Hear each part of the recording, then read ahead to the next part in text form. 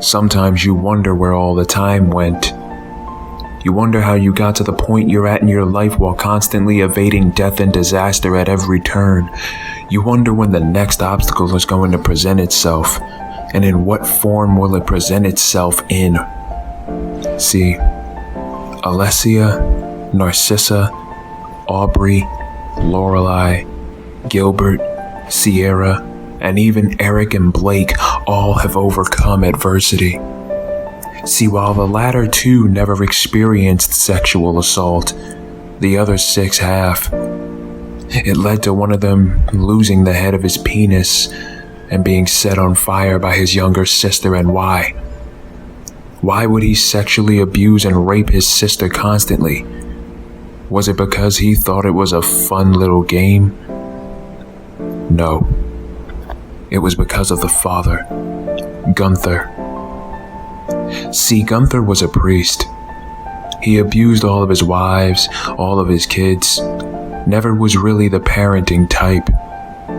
He forced Gilbert to rape Lorelei, which is kind of unsurprisingly ironic considering the vast history of priests molesting children. Gilbert loved his little sister Lorelei before everything happened. Regarding the Knight Williams sisters, they were sent to that asylum which was owned by Gunther and had no choice but to stay. Sierra was the last of the female bunch to arrive at the asylum. She was directly molested by Gunther as he had become addicted to meth. Seeing as how Sierra was the youngest of the 8, she decided to sever the head of Gunther's cock.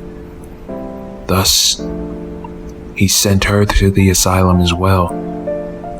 That's where the 5 girls all met, where they formed a special bond and made an unbreakable pact that one day they would kill Gunther for the abuse they'd been put through. Lorelei, though, was still confused, hurt, didn't understand why her brother would hurt her. The life she knew, along with her and the girl's innocence, was robbed from her. Although Lorelei and the girls agreed to the pact, they had not realized that Gunther was already murdered by his youngest son, Eric, along with the cousins Salem and Fern. Once they murdered Gunther, Salem, Fern, and Eric parted ways, with the latter getting into all sorts of trouble as he grew older. Blake, as we all know, maintained his meth lifestyle and adopted atheism. The rest became history. Dark, painful, abusive, mentally and physically and emotionally scarring history. These dark times, for all 8 of these souls, doesn't get talked about enough. Why? Well, picture this. What if Gunther had a satanic guardian angel watching over him? What if that guardian angel Gunther encountered, who spared his life, is the one who told him he had to finish all of his evil doings that spanned over 38 years? You have to look in the mirror and ask yourselves, what if Gunther was never dead at all?